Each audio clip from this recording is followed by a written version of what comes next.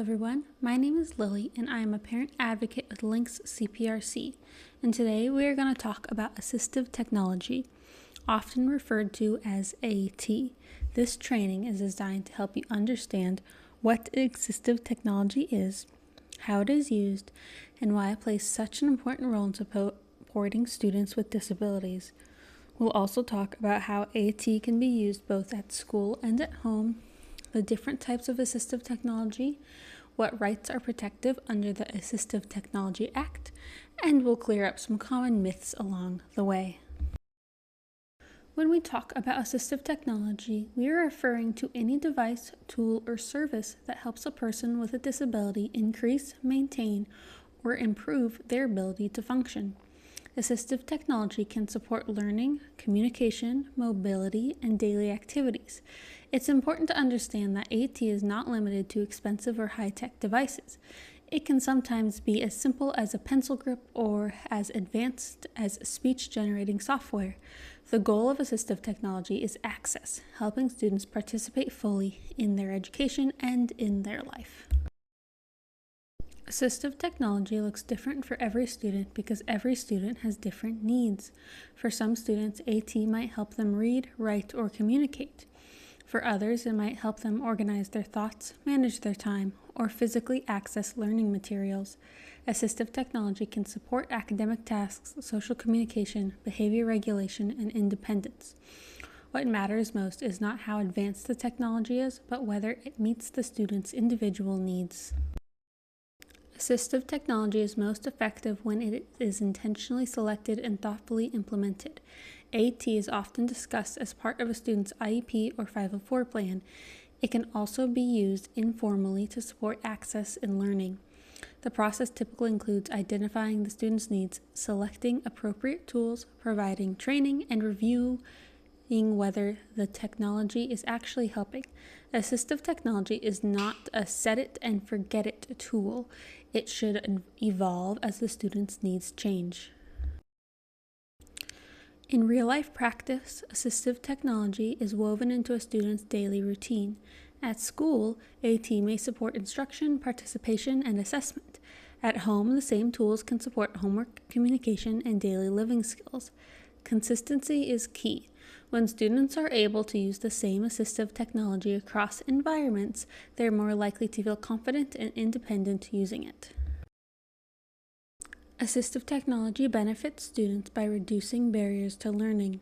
It helps students access information, express what they know, and participate more fully in their education.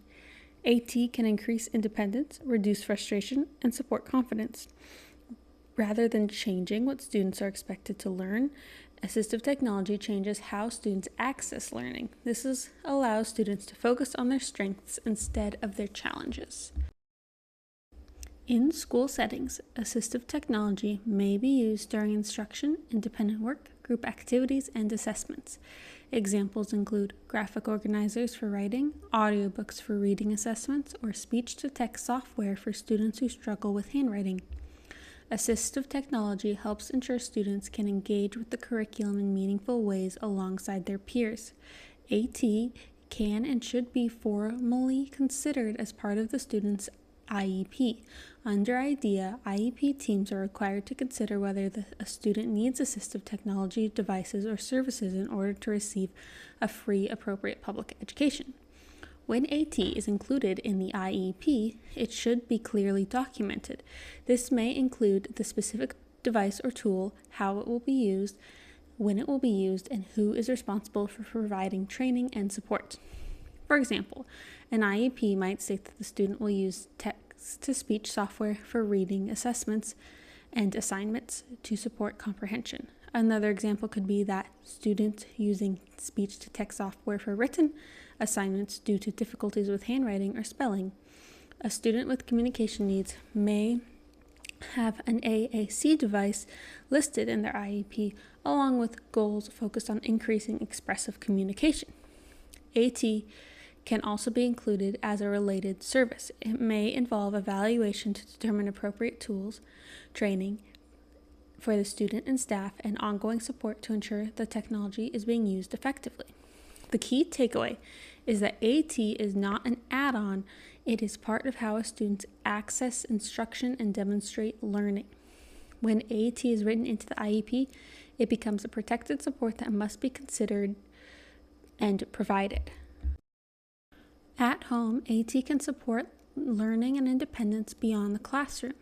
Students may use AT for homework, organization, communication, or daily routines. For example, reminder apps can help students manage assessments and assignments, while text-to-speech tools can support reading comprehension for at-home activities such as chores and reading cooking instructions.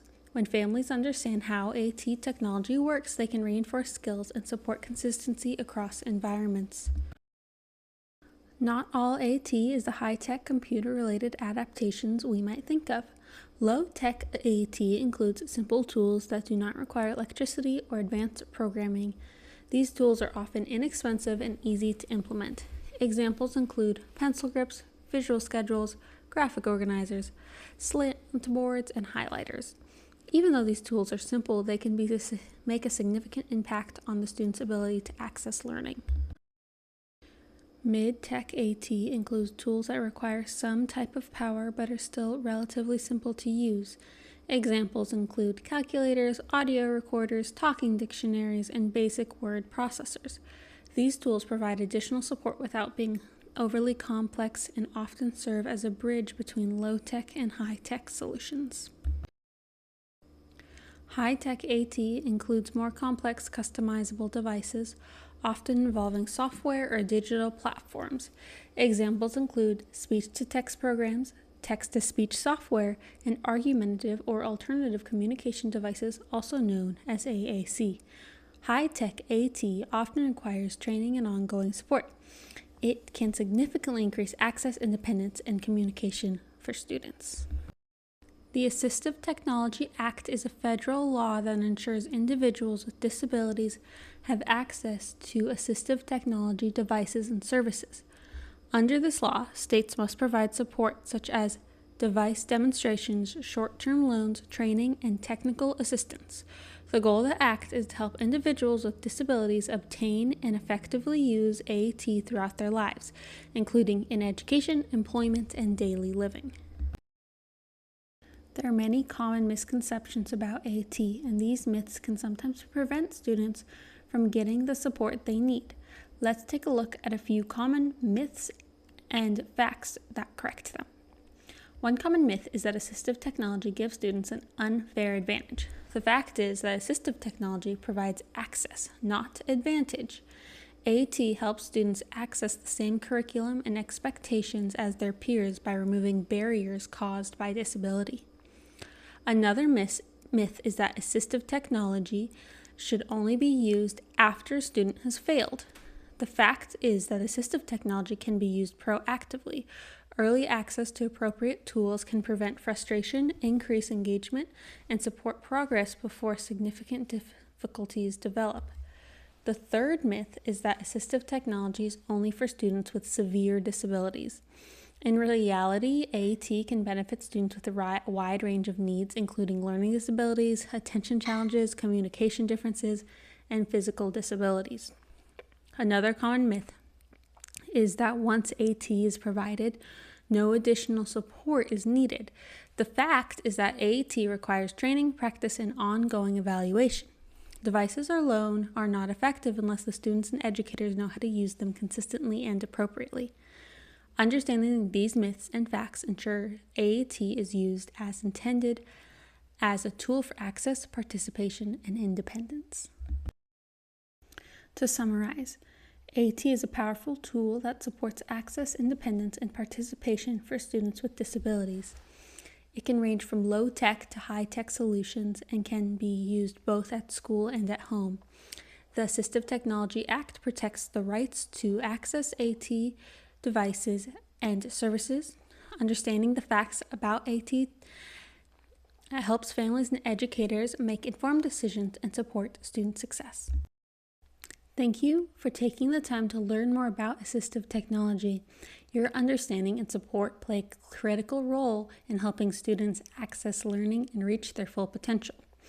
If you have any more questions about AT or anything in the special education realm, please reach out to LINKS CPRC in the Matsu.